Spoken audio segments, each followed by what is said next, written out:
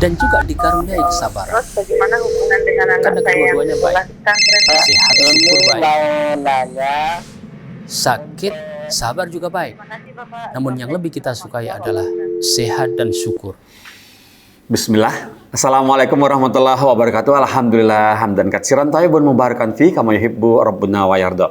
Pemirsa Fatwa TV, jumpa lagi nih kita di program live interaktif Tarbiyah Islamiyah. Tarbiyah Islamiyah mengenai pendidikan Islam, dari mulai pertanyaan seputar pendidikan putra-putri kita, atau misalnya pendidikan bagi yang sedang mengenyam pendidikan atau menjalani pendidikan, monggo ditanyakan atau bertelepon ke nomor 021 212 32 333. Bagi pemirsa televisi, insya Allah sudah tertera di layar ya nomor teleponnya. Nah, bagi pendengar radio yang tergabung dalam anggota Art Visi, bisa bertelepon ke nomor 021 212 32 333. Alhamdulillah saat ini kita sudah terhubung dengan Ustadz kita pengasuh acara ini, yaitu Ustadz Nafi Zainuddin Hafizahullah Ta'ala. Mari kita sapa Ustadznya sekarang. Assalamualaikum warahmatullahi wabarakatuh, Ustazana. Waalaikumsalam warahmatullahi wabarakatuh. Bagaimana Ustaz? Sehat, Ustaz? Alhamdulillah. Alhamdulillah. Sehat. Masya Allah. Sehat. Alhamdulillah, kami teman-teman di studio juga insya Allah semoga pemirsa juga sehat dan pendengar radio juga sehat ya Ustaz. Ustaz, tumben Ustaz, ini agak beda nih background nih. Biasanya mahat, biasa lokasi baru Ustaz. Enggak, backgroundnya hilang tuh.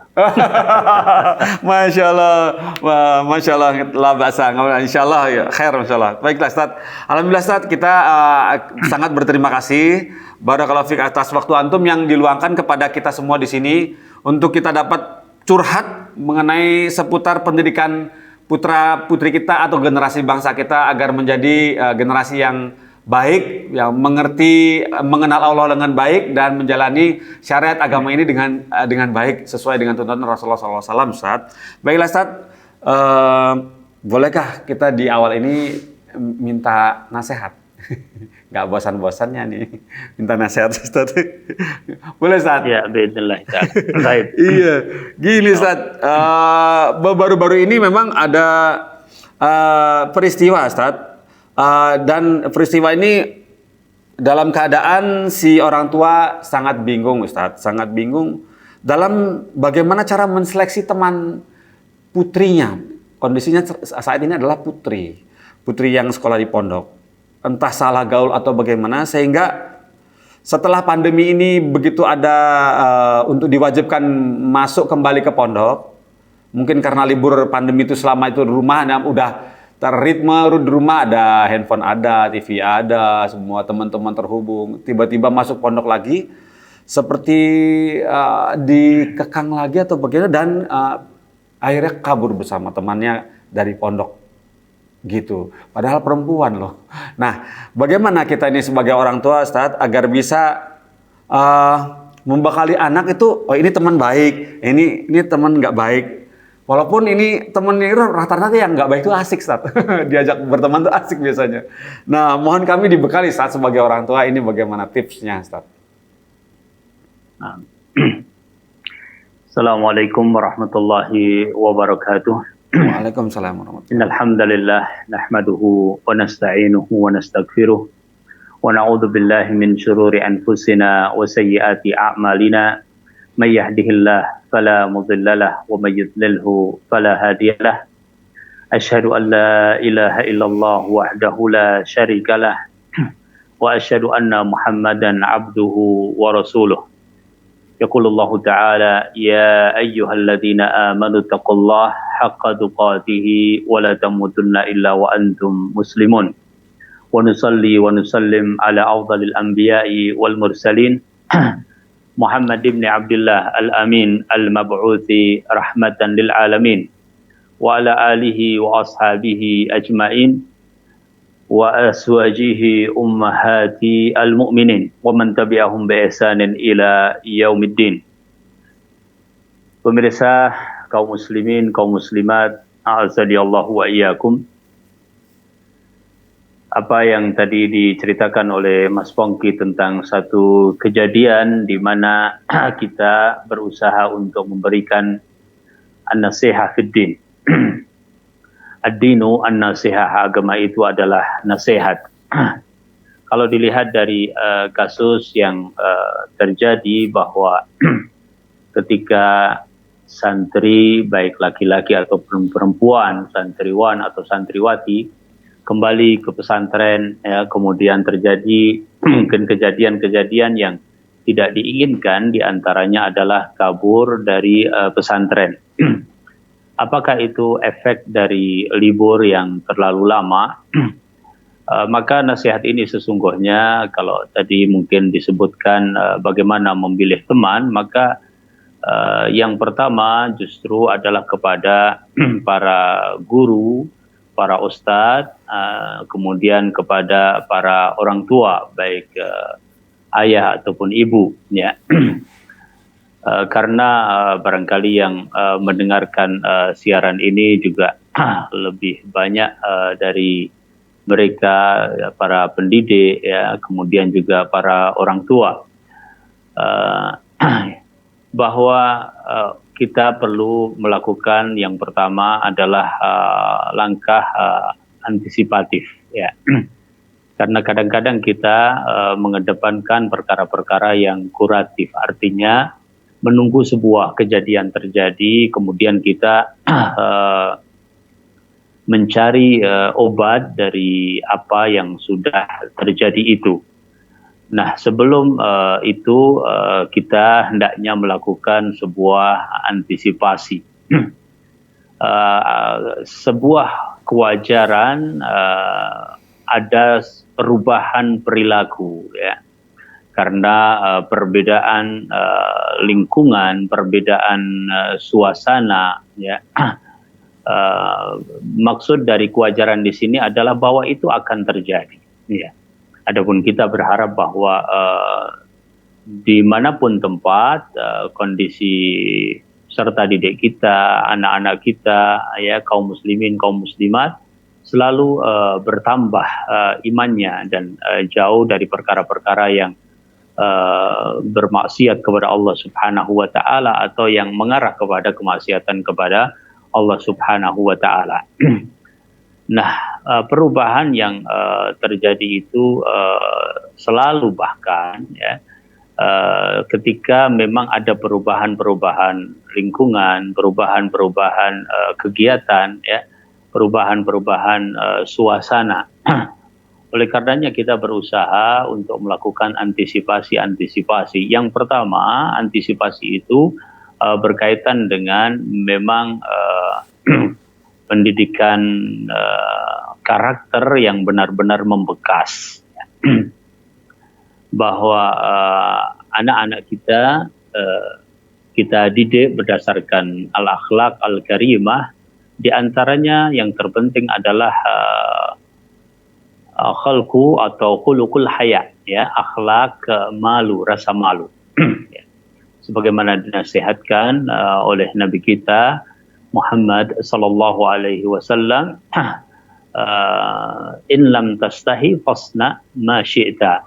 Kalau engkau tidak malu, maka lakukanlah apa yang engkau mau.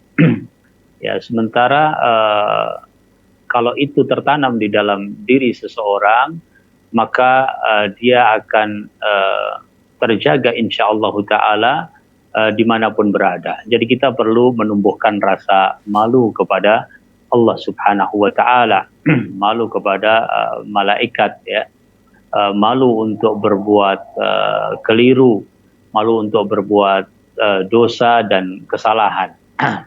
Sehingga dia insyaallah taala berusaha untuk bersikap seperti itu dimanapun tempat. Itu yang antisipasi berkaitan dengan akhlak yang memang kita lakukan, ya, baik di rumah ataupun di pesantren. Yang kedua, antisipasi tentang apa yang akan terjadi. Meskipun kita sudah memberikan pembekalan, ya, dan saya yakin ustadz-ustadz juga orang tua tidak membiarkan begitu saja anak-anaknya, ya. Meskipun dengan kadar yang berbeda-beda, mereka pasti memberikan arahan dan nasihat. Nah, ada perkara yang perlu diantisipasi, ya. sebagaimana ketika dia itu di rumah ya tanpa persiapan, tentu dia akan kosong dari kegiatan. Begitu pula ketika dia kembali ke pesantren, kemudian terasa berbeda apa yang terjadi selama ini di rumah dengan apa yang sekarang terjadi di pesantren. Maka para ustadz berusaha untuk mengantisipasi itu. Ya, kalau misalnya di rumah pasti dia sudah setiap hari bermuamalah dengan HP, bermuamalah dengan gadget, ya bagaimana melakukan perpindahan suasana itu, ya perpindahan dari kebiasaan yang di rumah kepada kebiasaan kembali di pesantren. Memang yang terbaik adalah selalu terjalin komunikasi antara orang tua dan juga wali murid bersama ustadz-ustadznya, sehingga kekurangan-kekurangan yang di pesantren ketika akan pulang diketahui, kekurangan-kekurangan yang ada di rumah ketika akan kembali ke pesantren juga diketahui, sehingga mungkin antisipasi itu bisa dilakukan oleh ustadz-ustadznya di pesantren. Misalnya membuat kegiatan-kegiatan yang mungkin tidak langsung jauh berbeda, akan tetapi perlu untuk mengarahkan bahwa saatnya di pesantren mempunyai kegiatan yang tetap mengasyikkan tetapi berbeda ya dengan kegiatan di rumah ya. Itu yang kaitannya dengan antisipasi yang dilakukan oleh pesantren ataupun orang tua. Termasuk di dalam hal ini adalah perlu adanya semacam tarhib kembali, ya, tarhib selamat datang maksudnya, sebagaimana Rasulullah Shallallahu Alaihi Wasallam mengatakan ahlan atau marhaban bitulabil ilm, ya selamat datang wahai para penuntut ilmu. Ada nasihat pembuka seperti opening mungkin kita pada kajian kita kali ini ya. Begitu mereka sampai di pesantren, ya perlu ada opening juga, ya. Perlu dibuka ya kesadaran mereka, perlu istilahnya sebuah adaptasi untuk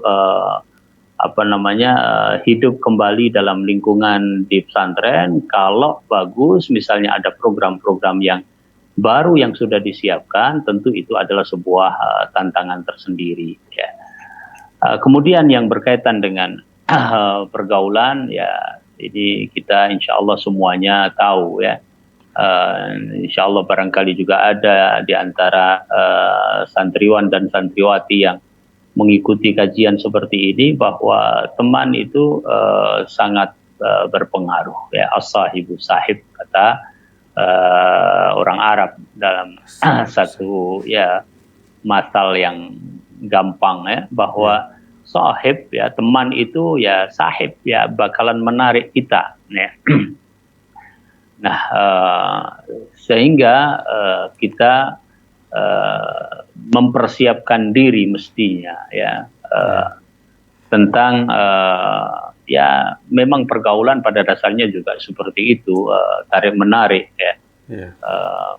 Dalam hal apa saja ya, oleh karenanya sama-sama pengen ditarik kan, intinya kan pengen ditarik ke tempat yang enak gitu. Ya, ya masalahnya dia merasa bahwa itu adalah enak, bahwa kabur itu adalah enak dan sebagainya. Nah itu tadi penting barangkali di dalam opening tadi juga diberikan wawasan tentang itu, bahwa kita di pesantren kita akan memulai belajar kembali ya. Jangan misalnya melakukan pelanggaran-pelanggaran yang pada akhirnya nanti akan bermudarat kepada diri sendiri dan seterusnya. Ya, ini penting untuk di awal-awal, karena yang namanya hati itu memang terpengaruh. Sebelum dia dipengaruhi oleh temannya, mestinya ustadznya mempengaruhi dia, kan gitu. Sebelum dia terpengaruh oleh lingkungan-lingkungan yang barangkali selama ini sudah kuat ada pada dirinya karena suasana liburan, ya, maka segera itu diantisipasi oleh ustadz-ustadznya.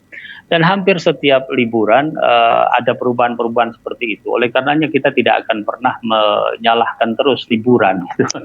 Tetapi bagaimana memanage liburan, bagaimana perubahan yang akan terjadi juga terantisipasi. Sering kita mendengar cerita dari ustadz-ustadz pesantren itu, ya minimalnya minggu pertama ini seperti memang di upgrade kembali begitu, ya, supaya ada motivasi-motivasi yang baru. Allahu taala alam. Masya Allah, barakallahu fikum Ustadz atas nasihat yang panjang dan lebar, insya Allah detail. Semoga pemirsa dapat mengambil ibrohnya dari apa yang sudah disampaikan oleh Ustadz Nafi Zainuddin.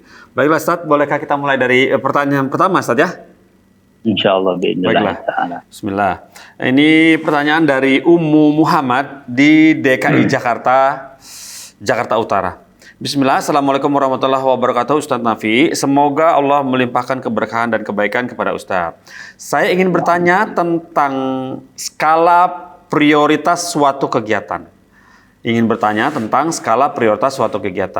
Apakah kegiatan sosial atau agama lebih didahulukan jika di saat yang sama orang tua memanggil untuk melakukan sesuatu, di mana kita juga diberi amanah penting terhadap kegiatan tersebut dan harus hadir atau siap dalam waktu yang sama, maksudnya sama dengan kepentingan dengan orang tua tadi. Lantas orang tua atau ibu sering menyuruh-nyuruh kapanpun dia mau, dan pekerjaan rumah yang cukup banyak. Jika menolak berpartisipasi dalam kegiatan, saya dianggap tidak mau menolong orang lain. Nah, bagaimana menyikapi hal ini ya Ustadz? Mohon jawabannya. Barakallahu fikum. Fikum barakallah. Ya.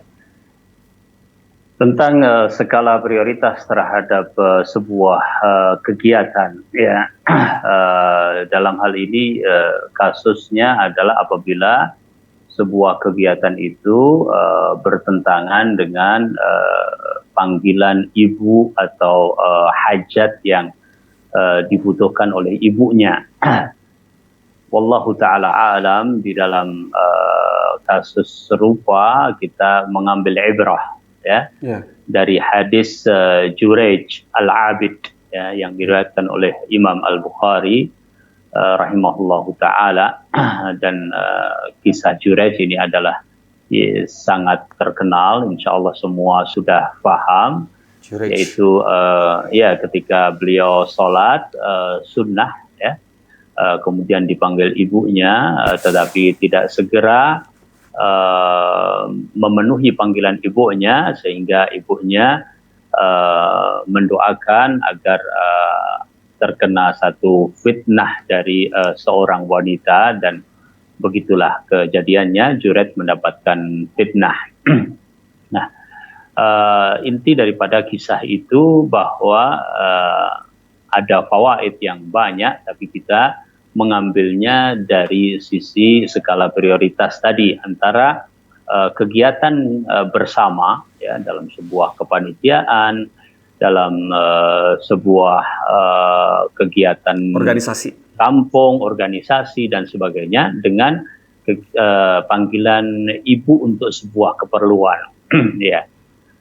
Faedah yang ada di dalam hadis tersebut bahwa panggilan ibu atau keperluan ibu itu, ya, lebih diutamakan dari perkara-perkara yang sunnah. Ya. Ya, kalau orang misalnya sholat wajib dipanggil ibu gitu misalnya, ya dia menyelesaikan sholatnya. Setelah itu menemui ibunya, ya. Tapi kalau sholat sunnah dia bisa batalkan. Bahkan ada wajhun, ya, inda Syafi'iyah.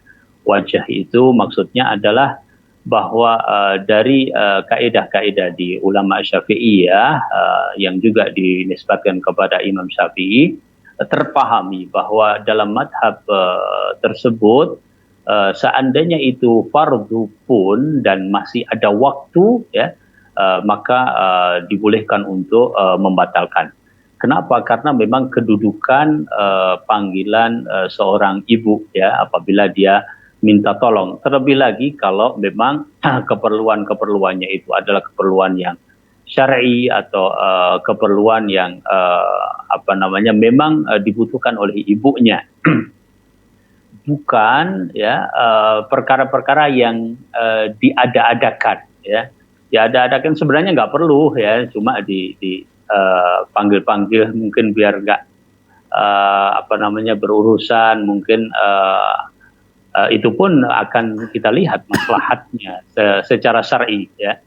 Tapi dijelaskan oleh para ulama kalau panggilannya itu berdasarkan hawa nafsu ya, tidak ada dasarnya ya, di situ bisa dikalahkan secara maslahat syar'iyah. Tapi selagi ada keperluan ibunya, apalagi mungkin membantu mencari nafkah ya, membantu menyiapkan untuk bapaknya dan sebagainya, tentu di sini panggilan ibu lebih didahulukan ya. Karena perkara yang tadi dicontohkan adalah perkara-perkara yang juga merupakan kegiatan-kegiatan kebersamaan yang bisa jadi dilihat dulu apa kegiatannya. Mungkin juga itu adalah termasuk dari furudul kifayah misalnya, yaitu perkara-perkara yang merupakan fardu kifayah. Kalau merupakan fardu kifayah misalnya sebagian sudah menjalankan, maka sudah ya bisa berjalan secara umum ya dalam satu organisasi. Mungkin dia juga dalam hal ini punya wakil ya, punya anggota kalau dia di posisi tertentu biasanya. Jadi nasihat yang pertama intinya bahwasanya ibu itu lebih berhak ya, panggilan orang tua juga demikian lebih berhak untuk dipenuhi dahulu. Adapun kegiatan kebersamaan kalau masih bisa di-manage dan menggabungkan keduanya, tentu ini juga lebih baik ya, karena hadis Nabi Shallallahu Alaihi Wasallam mengatakan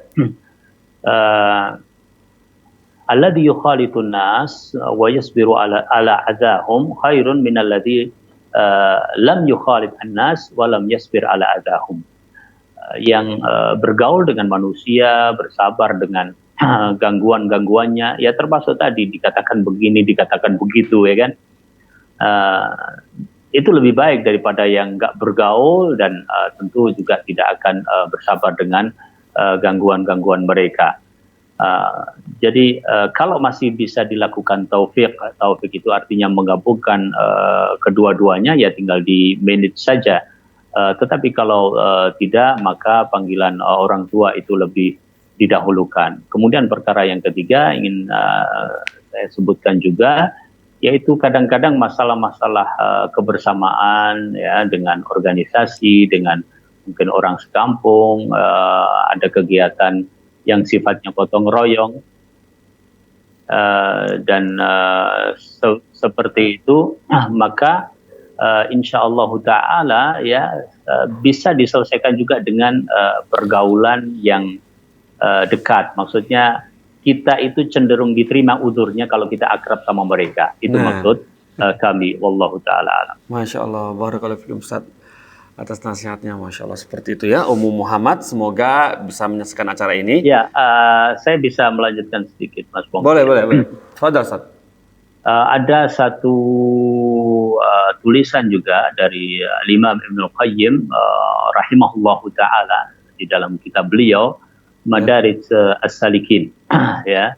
Beliau menyebutkan tentang perbedaan cara pandang manusia di dalam meletakkan skala prioritas di dalam amal-amal soleh.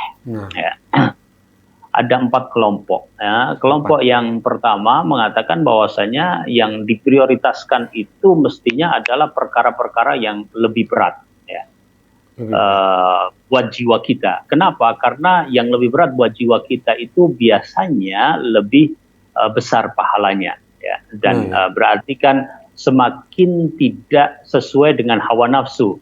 Berarti tantangan untuk sabar, tantangan untuk ketaatan itu lebih diprioritaskan di situ. Ini kelompok yang pertama mengatakan yang paling berat terhadap jiwa kita itu dari amalan-amalan soleh itu ya yang paling utama. Ada kelompok yang kedua kata Ibnu Qayyim, yaitu yang mengatakan secara umum perkara zuhud, yang meninggalkan perkara-perkara duniawi itu adalah yang paling utama. Ya, kelompok ini terbagi menjadi dua, antara yang mengatakan bahwa zuhud itu tujuan, dan yang mengatakan bahwasanya zuhud itu adalah perantara untuk kita mencintai Allah, untuk merasa butuh kepada Allah dan seterusnya. Kemudian kelompok yang ketiga adalah kelompok yang mengatakan bahwasanya amalan yang paling utama itu adalah amalan yang manfaatnya untuk orang lain. Ya, di sini mungkin masuk dalam tadi pertanyaan tadi, ya. Seperti misalnya membantu orang fakir miskin, ya misalnya, atau membantu orang-orang yang sedang membutuhkan pertolongan kita, ya, bahkan termasuk juga dalam masalah amar ma'ruf nahi munkar dan seterusnya, ya. Dan cukup kuat juga dalil-dalil yang dikemukakan oleh kelompok yang ketiga ini. Kemudian Ibnul Qayyim rahimahullahu taala menyebutkan kelompok yang keempat, dan nampaknya ini yang beliau tarjih, ya, yang beliau kuatkan, yaitu apa? Tergantung kepada kondisinya, ya. Yeah. Contoh mudah adalah bahwa membaca Al-Quran itu utama, ya, baik, mustahab, banyak pahalanya. Yeah. Tapi ada tamu yang datang dari jauh misalnya ke rumah beliau, ya misalnya. Maka saat itu yang lebih utama adalah menerima tamu, bukan membaca Al-Quran. Ya, jadi tergantung kepada kondisinya. Wallahu ta'ala. Masya Allah, barakallahu fikum Ustaz, ini atas nasihat yang panjang lebar, dan antum tambahkan lagi dari tips dari Ibnul Qayyim. Baiklah, sini sudah terhubung, ada penelpon masuk ini. Coba kita sapa Ibu Elsie kalau nggak salah. Assalamualaikum Fatwa TV. Waalaikumsalam warahmatullahi wabarakatuh. Ya, Ibu Esi ya, Ibu Esi, betul? Ya, Ibu Elsie di Polewali, Sulawesi Barat. Di mana, Bu? Di Polewali Mandar, Sulawesi Barat. Baik, Sulawesi Barat. Baiklah, silakan, ada yang mau ditanyakan? Ya, Assalamualaikum Ustaz. Waalaikumsalam warahmatullahi wabarakatuh. Begini Ustaz, ini mau nanya, ini kan 2 pekan ke depan lagi Ana akan mengadakan walimah untuk anak-anak. Tapi yang menjadi kendala ini Ustaz, anak-anak ini di bawah umur, bukan di bawah umur, di bawah umur dalam artian ini aturan dari pemerintah ya Ustaz, ini umurnya harus nikah di 19 tahun ke atas. Nah, anak-anak ini baru umur 18 tahun. Oh. Iya, jadi anak udah ini ke KUA, terus berkasnya itu ditolak, dilimpahkan ke pengadilan. Nah, untuk mengurus ini dalam waktu 2 pekan itu sudah nggak ada waktu lagi Ustaz, dan setelah anak simak ini kepengurusannya itu memakan waktu dan tenaga yang ini. Anak minta pencerahannya itu gimana solusinya Ustaz? Barakallahu. Menikah muda ya, usia muda ya? Iya. Yang ini perempuan ya Bu ya, bukan laki-laki kan? Iya, perempuan. Oh, perempuan ya. Baik, itu saja Ibu. Begini Ustaz, kemudian ada lagi Ustaz,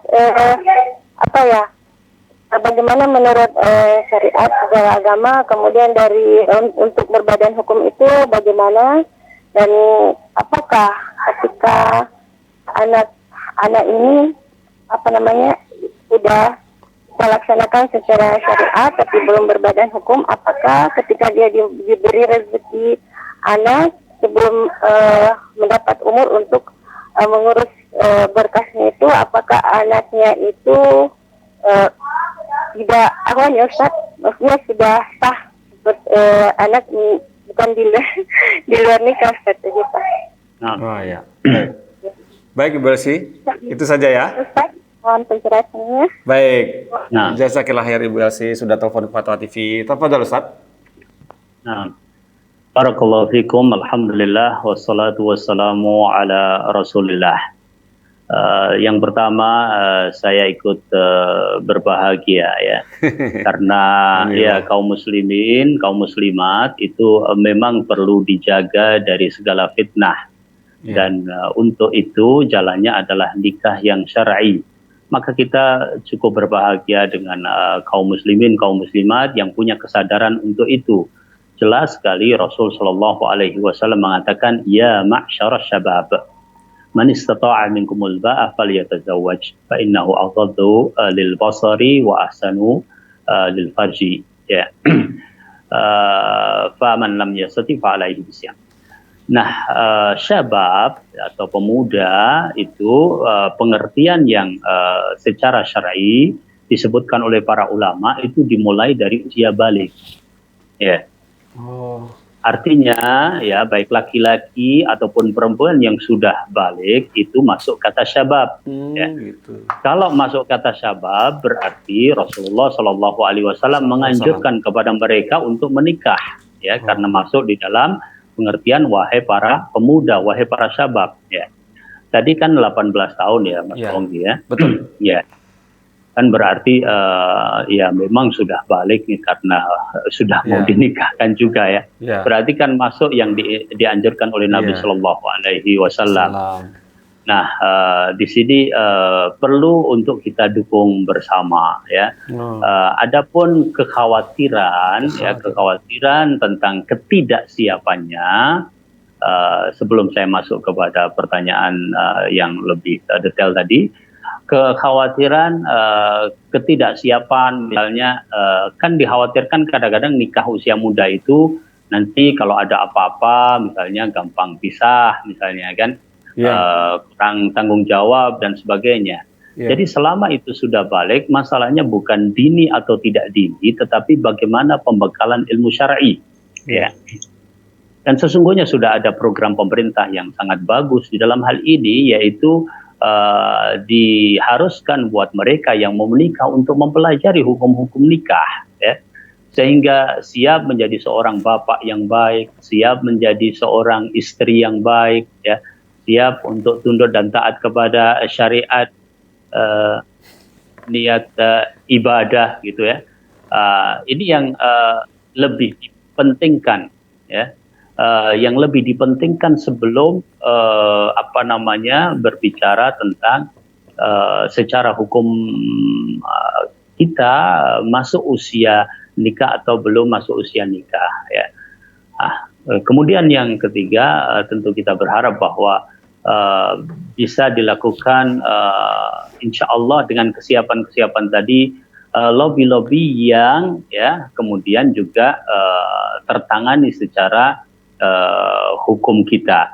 Namun seandainya belum dan kekhawatiran dari kita orang tua cukup besar ya, takut terjadi fitnah ini, fitnah itu, tentu tanggung jawab kita di hadapan Allah, di hadapan akhirat nanti itu lebih kita utamakan. Kalau kita lihat nasihat para ulama, ya menyegerakan di dalam masalah pernikahan ini. Sehingga nikah syar'i itu kan cukup syarat-syaratnya ada calonnya, ya, kemudian ada walinya, ada saksinya, kemudian ada ijab dan qabul, ya. Nah, selama syarat rukun ya, di dalam masalah nikah ini terpenuhi, maka dia sah secara syar'i ya, meskipun belum tersahkan mungkin secara hukum ya. Itu kalau dari pandangan syar'i. Kita ambil contoh orang berada di tengah hutan ya. Nggak ada yang ngurusin secara legalitas itu ya. Ya kemudian dia nikah secara syar'i, sudah sah secara syar'i ya. Meskipun kita tetap mendukung program-program khususnya yang sesuai dengan syariat di dalam masalah ini dari pemerintah. Jadi kalaupun dinikahkan orang sudah balik oleh katakanlah orang tuanya langsung ya, datang nih mempelai laki-laki. Kemudian yang menikahkan ini bapaknya mempelai perempuan, kemudian terpenuhi semua tadi, maka tentu itu sudah nikah yang syar'i, kemudian dengan walimah ya dipersaksikan sehingga tidak ada kecurigaan orang ya. Maka apabila kemudian Allah memberikan rahmat yaitu berupa kelahiran anak, maka secara syar'i bahwa itu adalah anak yang syar'i.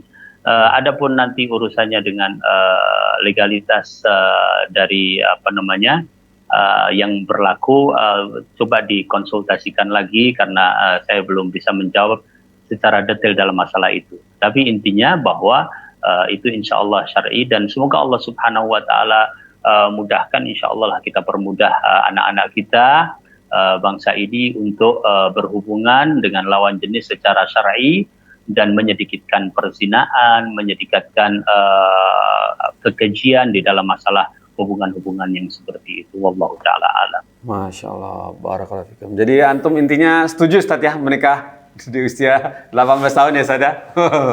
Masya Allah. Siap Ustaz. Ini sudah ada penelpon baru Ustaz. Coba kita sapa ya Ustaz ya. Coba. Assalamualaikum Fatwa TV. Waalaikumsalam warahmatullahi wabarakatuh. Wah, saya kenal nih suaranya nih. Ibu Rusmini di Pacitan ya Bu ya? Iya, betul sekali. Ya Ibu, tumben Bu telepon sore-sore Bu.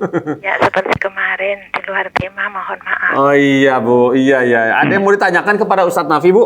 Iya, enggak bertanya tapi cuma curhat sebentar. Oh curhat? Oh Masya Allah. Assalamualaikum warahmatullahi wabarakatuh, Ustaz. Waalaikumsalam warahmatullahi wabarakatuh. Begini, Ustaz, beberapa waktu yang lalu kan saya menanyakan tentang bagaimana wudhunya ibu yang sedang stroke. Iya. Terus, qadarullah, Allah memberikan cobaan kepada saya setelah saya merawat ibu beberapa bulan, kurang lebihnya 1,5 bulan. Saya beri cobaan, saya sendiri jatuh di lantai, juga sampai tangan saya dioperasi di Kostati Solo. Yang saya maksud selama saya bergabung dengan Fatwa TV, mulai dari tayangan percobaan sampai saat ini, Ustaz, kalau mungkin saya kalau tanya kadang-kadang sampai ngeyel-ngeyel di luar tema, saya sekali lagi saya mohon maaf sebesar-besarnya kepada Ustadz. Mohon doanya juga apa saja amalan yang bisa saya amalkan agar bisa saya sabar menerima cobaan dari Allah, karena saya khawatir cobaan diberikan sewaktu-waktu, juga apabila saya dicabut nyawa saya sewaktu-waktu, saya banyak sekali dosa-dosa saya mohon maaf sebesar-besarnya juga kepada Pak Pongki. Saya sekali lagi mohon maaf. Iya, sama-sama Ibu, kami juga minta maaf. Ya, Assalamualaikum warahmatullahi wabarakatuh. Waalaikumsalam warahmatullahi wabarakatuh. Iya. Masya Allah Ustadz, itu pemirsa setia kita. Ya, siapa Mas Pongki? Nama beliau? Ibu Rusmini di Pacitan. Ibu Rusmini, Masya Allah ya, termasuk salah satu pemirsa yang sangat setia. Insya Allah kita Ustadz di sini, kemudian juga kru mendoakan Ibu, Insya Allah diberikan kemudahan ya, dicepatkan kesembuhan dan kesabaran ya. Dan yang paling penting lagi kita berhusnudzon kepada Allah Subhanahu wa Ta'ala ya, karena tidak satu musibah pun yang Allah Subhanahu wa Ta'ala timpakan kepada seorang mukmin melainkan bisa jadi itu mengingatkan kita untuk lebih baik, bisa jadi itu adalah untuk menghapuskan kesalahan-kesalahan kita. Ya, bisa jadi juga itu adalah untuk mengangkat derajat kita. Bahkan sampai ada salah seorang sahabat, meskipun ini keliru, tetapi saya ingin menyebutkan semangatnya. Sampai ada salah seorang sahabat yang mengatakan dalam doanya, ya Allah, kalau akan ada azab untukku di akhirat, azab itu turunkan di dunia saja sehingga aku tidak teradab di akhirat ya.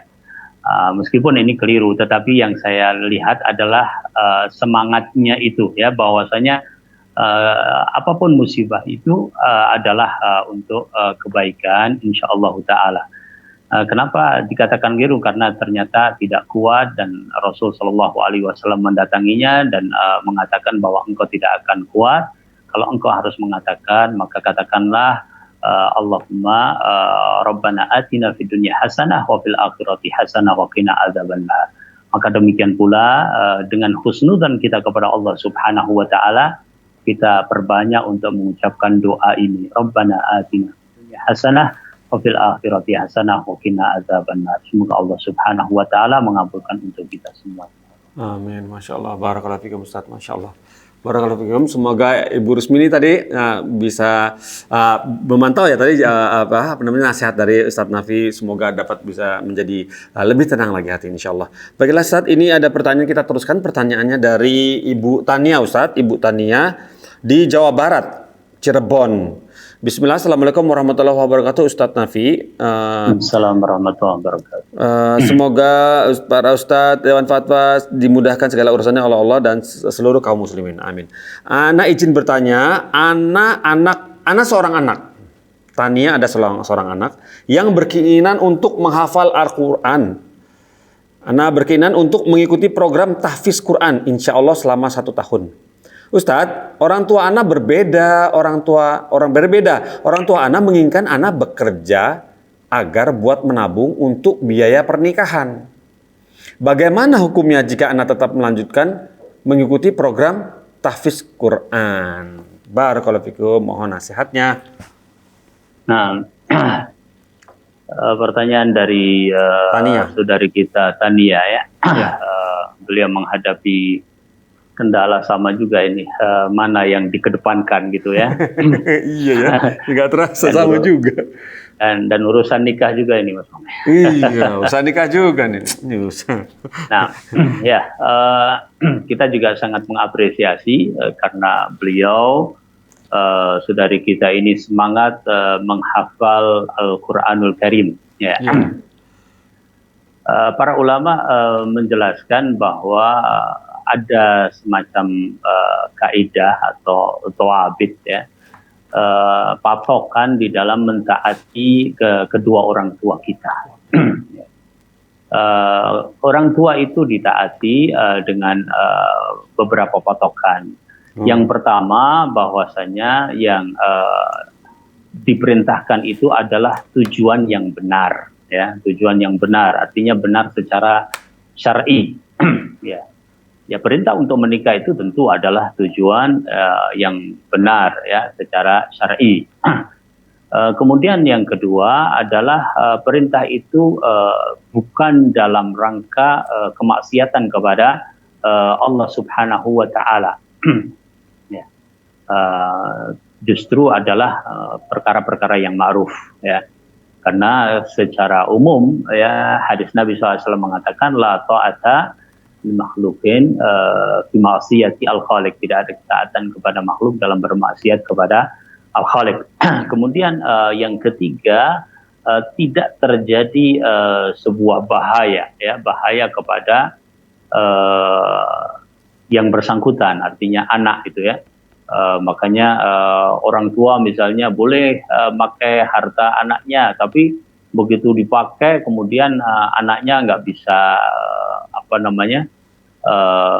misalnya makan katakanlah gitu ya, maka itu bermudarat terhadap anaknya. Ya. Jadi 3 patokan tersebut atau 3 syarat tersebut yang dikatakan oleh para ulama untuk mentaati orang tua. Dalam kasus ini, wallahu taala alam, ya, menghafal Al-Quran adalah baik. Ya. Menikah juga baik, tapi tadi disebutkan bahwa diminta untuk bekerja dan menabung untuk menikah. Ya. Tidak tahu, mungkin ada satu kebiasaan-kebiasaan di daerah-daerah tertentu bahwa dan memang banyak di daerah kita bahwa ya pernikahan-pernikahan itu pada dasarnya kemudian perlu biaya dari kedua belah pihak kan gitu. Padahal dia kan pihak perempuan ya, dan mungkin kondisi-kondisi keluarga tertentu mengkhawatirkan bahwa tidak ada biaya untuk itu ya. Jadi sejauh sampai pada poin tersebut ya, insya Allah tujuan-tujuan ibu itu adalah tujuan-tujuan yang syar'i. Tinggal yang berikutnya adalah bekerja apa kan gitu ya. Mengundang fitnah apa tidak, ini juga perlu dipelajari di situ ya. Karena juga akan mempengaruhi apa yang sebaiknya nanti diambil ya. Kalau ternyata dia bekerja ya alhamdulillah syar'i, aman dari fitnah ya, maka berarti kan tujuan tersebut masih bisa dicapai. Dan selalu dalam kasus seperti ini insya Allah sejauh yang kami pahami dari para ulama mencoba menggabungkan, karena menghafal Al-Quran tetap bisa seandainya orang mempunyai azam, meskipun yang bersangkutan tidak mengkhususkan belajar Al-Quran. Ya, terakhir dalam masalah ini, kalau bisa ibunya dikasih pengertian, ya minta waktu 1 tahun saja untuk menghafal Al-Quran, insya Allah aman dan sebagainya, maka itu yang mungkin insya Allah jalan yang lebih baik. Allah Ta'ala. Ya, gitu. Masya Allah, barakallahu fikum Ustaz atas nasihatnya. Berikutnya pertanyaan berikut dari Abror Ustaz, dari Abror di DKI Jakarta, Jakarta Pusat. Bismillah, assalamualaikum warahmatullahi wabarakatuh Ustaz Nafi. Ana ingin bertanya, Afwan, perkara kewajiban seorang anak berbakti terhadap orang tua. Qadarullah, ayah saya memiliki 6 orang anak. Yang kelima anaknya perempuan. Ana sebagai anak laki-lakinya. Nah, jadi sendiri dia laki-laki. Ana memiliki keluarga yang harus dinafkahi. Terus tapi setiap Ana ingin mencari nafkah, selalu kakak Ana menyuruh Ana menjaga ayah dengan alasan anak laki-laki lebih wajib menjaga ayah. Pertanyaan Ana, apakah Ana harus mendahulukan menjaga ayah yang di luar kota? Begitu. Barakallahu fikum. Nah, alhamdulillah wassalatu wassalamu ala Rasulillah. Yang pertama, bersyukurlah kepada Allah Subhanahu wa taala karena masih ada pintu surga yang begitu dekat, ya. Karena taat kepada orang tua, menjaga orang tua adalah pintu surga, ya. Ridallahi fi ridha al-walidain, ya. Wa sukhtuhu fi sukhtihima. Keridhaan Allah Subhanahu wa taala adalah keridhaan kedua orang tua, ya. Dalam satu riwayat al-walid, ridal walid, ridallahi fi ridal walid, ya. Dan demikian juga kemurkaan Allah Subhanahu wa taala. Jadi ada kesempatan untuk kita berbakti kepada kedua orang tua kita, ya. Selagi Allah Subhanahu wa taala memberikan kesempatan itu kepada kita, jangan sampai kita nantinya mengalami sebuah penyesalan yang sudah tidak mungkin diganti lagi, ya.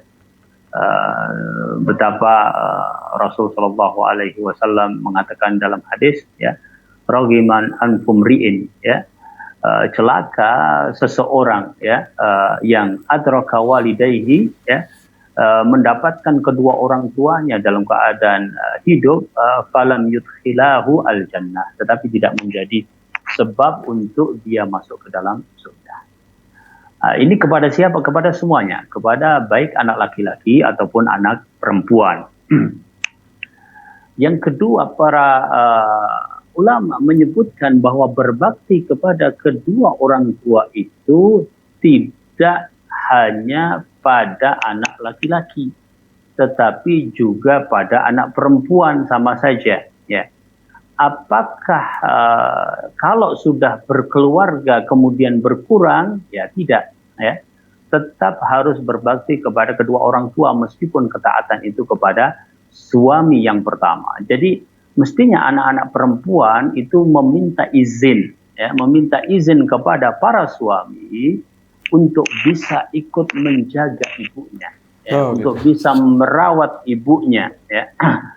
Dan suami yang baik, ya, suami yang insya Allah mengenal adab, dia juga punya orang tua, akan memberikan kesempatan itu, ya, untuk berbakti kepada orang tuanya, ibunya, ya. Cuma kalau kemudian suami tidak memberikan izin, bagaimana kasusnya, ya? Maka dalam hal ini memang anak laki-laki, ya, lebih berperan, ya, lebih berperan karena dia tidak perlu izin kepada istrinya, dia memang bisa langsung melakukan itu. Tetapi anak perempuan, kata para ulama, bisa melakukan musyarakah. Bagaimana musyarakah itu? Ikut serta itu bagaimana? Dengan cara misalnya, ya, mencari pembantu misalnya, mencari kemudahan-kemudahan untuk terjadinya hidmah, pengabdian untuk orang tuanya dalam hal ini adalah ibunya. Ya. Kalau itu misalnya termasuk biaya, mereka bisa minta izin kepada suaminya. Kalau punya harta sendiri, dia harus lakukan itu. Saudaranya yang laki-laki kesulitan mencari nafkah, dia tutupi nafkah itu, dan untuk anak laki-laki itu fokus berbakti kepada ibunya, ya. Sehingga hikmah kepada al-walidah itu tercapai dengan seperti itu. Bahkan sebagian ulama sampai mengatakan dilihat kondisi ibunya, ya, ibunya itu mempunyai barangkali aurat yang dia lebih nyaman jika yang mengasuhnya, yang menjaganya, yang mengasuhnya adalah anak-anak perempuan. Ya. Maka itu diantara perkara-perkara yang perlu diperhatikan.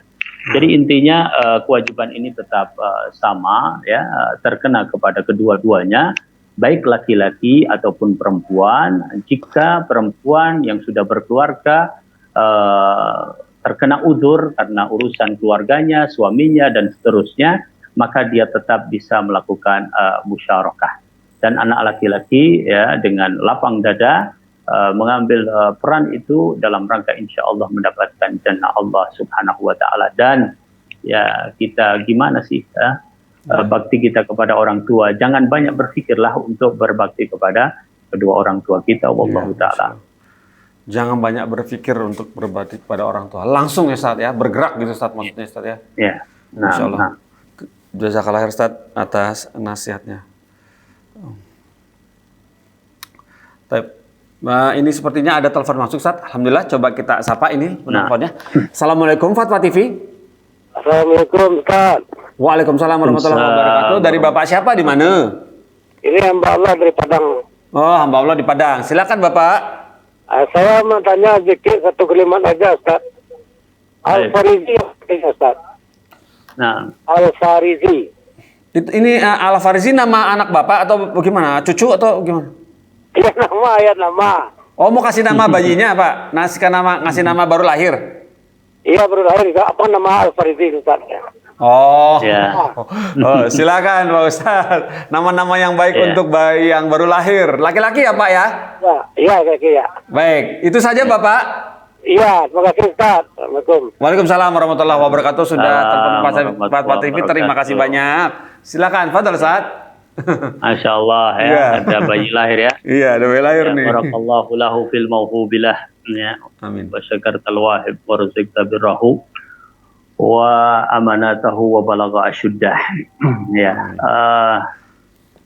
Al-Farisi, ya. Tadi atau Farisi mungkin maksudnya. Itu mengingatkan kita pada sahabat Nabi Salman. Ada Salman itu di studio Pak. Salman, ya, Salman Al-Farisi, ya. Masya Allah. Ya, wallahu ta'ala alam. Jadi Al-Farisi mungkin banyak dipakai oleh orang karena mengambil dari nama sahabat, ya, yaitu sahabat Salman. Karena Salman artinya adalah dari Faris atau Parsi, ya, Persia, ya.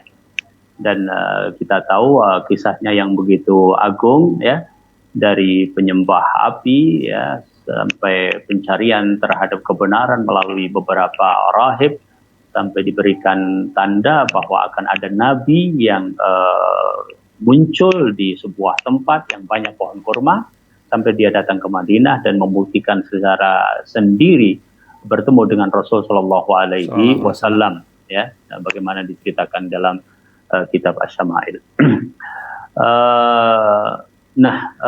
Al-Farisi itu nisbat, ya, nisbat itu adalah penyandaran kepada satu tempat, karena di Madinah maka Al-Madani, karena di Makkah maka Al-Makki, ya, karena di Jakarta maka Al-Jakartawi, ya. Ya, karena dari Persia maka disebut dengan Al-Farisi, ya. Nah, maka sejauh itu kalau sekedar nama tentunya karena nisbah kepada tempat boleh-boleh saja, ya. Adapun secara keutamaan maka disebutkan misalnya di dalam kitab Tuhfatul Maudud, ya, fi Ahkamil Maulud, ya, karya Ibnu Qayyim rahimahullahu taala tentang kaidah-kaidah pemberian nama, ya. Yang pada intinya adalah nama yang terbaik itu adalah nama yang mengesankan bahwa kita itu adalah hamba Allah. Makanya di antara nama yang terbaik itu adalah Abdullah, ya, Abdurrahman, ya, ya. Sedangkan nama yang tidak boleh, haram, itu adalah nama yang mengandung pengertian penghambaan kepada selain Allah, ya. Di zaman jahiliyah ada Abdul Uzza, ya. Kemudian juga bahkan di zaman sekarang ada misalnya Abdul Ka'bah atau Abdul Nabi, ya. Karena menghambakan kepada selain Allah Subhanahu wa taala adalah haram, ya. Kemudian ada nama-nama yang makruh yang mengandung tazkiyah, ya.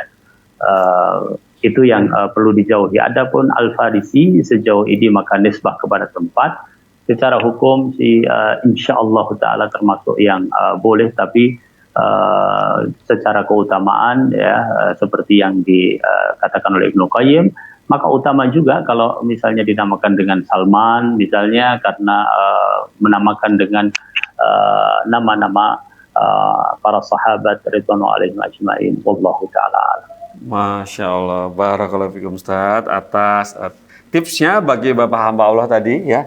Semoga kami ucapkan dari tim Fatwa TV segenap kru mengucapkan selamat atas kelahiran putranya atau cucunya tadi, ya, yang rencananya mau dikasih nama Al-Farisi. Tadi menurut Ustadz Nafi sebaik-baik nama diberi nama adalah Abdullah atau Abdurrahman. Baiklah Ustadz, alhamdulillah dengan jawaban antum tadi bersama Bapak hamba Allah yang menanyakan nama untuk anaknya, mentuntaskan acara kita di sore hari ini Ustadz. Alhamdulillah. Barakallahu. Alhamdulillah. Barakallahu fikum Ustaz atas semua nasihatnya, semua ilmunya sudah ditumpahkan kepada kami. Semoga tidak tumpah kemana-mana, tetap di dalam gelasnya. Alhamdulillah. Ustaz, semoga pekan depan antum masih bersedia untuk kita ganggu ya Ustaz ya. Bismillah, insyaallah. Alhamdulillah. Boleh acaranya kami tutup Ustaz? Ya. Ya, insyaallah ketemu lagi pekan depan pemirsa, bersama kita Ustadz Nafi Zainuddin Hafizahullah Ta'ala di hari Selasa pukul 16 insyaallah di pekan depan. Kita tutup acara ini dengan kafaratul majelis. Subhanakallahumma wa bihamdik asyhadu an la ilaha illa anta astaghfiruka wa atubu ilaik. Wassalamualaikum warahmatullahi wabarakatuh. Dan juga dikaruniai kesabaran. Terus bagaimana hubungan dengan anak Karena saya yang kedua-duanya baik. sekolah pesantren? Sehat, syukur baik. Mau nanya. Sakit, sabar juga baik. Terima kasih Bapak. Namun yang lebih kita sukai adalah sehat dan syukur.